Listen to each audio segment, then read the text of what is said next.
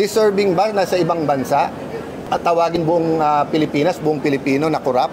Kaya nga ini-expose di ba? Sa atin, sa local, naiintindihan natin yan. Naiintindihan natin na hinahabol natin corrupt. Pero sa abroad, hindi Kasi nga, it's being handled like a circus. Sir, i-raise nyo rin po ito bukas since sasalang sa budget ng ombudsman.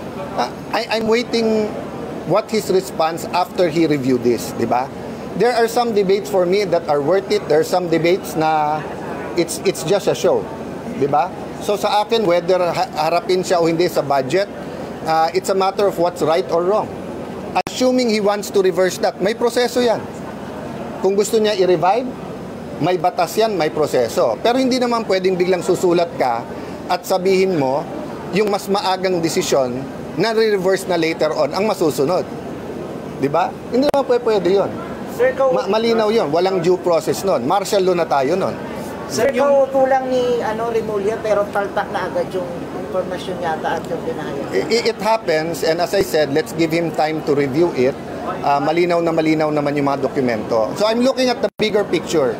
The news here for me is not the mistake, but rather, is it an unwitting, kasi pwedeng wittingly or unwittingly yung atake sa Senado Unwittingly na yung ibig sabihin, di mo sinasadya, hindi mo alam atake. Kasi finid ka ng mali. Wittingly means talagang nag-target ka. And I don't believe Ombudsman Remulla will do that. I think his heart is in the right place, pero napakaraming boses.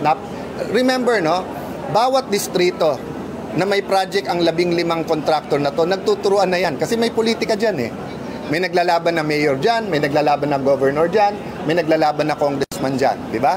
Sa national, ganun din. Bawat gawin ng pink, galit DDS, galit yung Marcos, galit. So, iba-iba na kampihan ngayon. But yun nga ang point ko po, di ba? When does politics give way?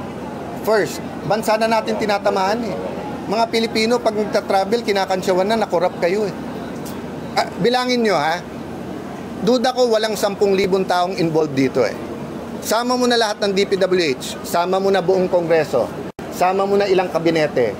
Baka 3,000, 5,000 ang pinag-uusapan sa corruption. 110 million Filipinos tayo. Deserving ba na sa ibang bansa at tawagin buong Pilipinas, buong Pilipino na corrupt? Kaya nga ini-expose di ba? Sa atin, sa local, naiintindihan natin yan. Naiintindihan natin na hinahabol natin corrupt. Pero sa abroad, hindi Kasi nga, it's being handled like a circus. Even in the Senate. That's why lagyan natin ng konting ayos. Diba? Let's not think that we can do anything and bahala na yung consequences. Lahat ng action natin may consequences. Pwede ako magwala dito ngayon. Pwedeng ko ano-ano sabihin ko. Pwedeng ilabas ko kung sino tingin ko mga mastermind. It won't be helpful if it's just part of the circus.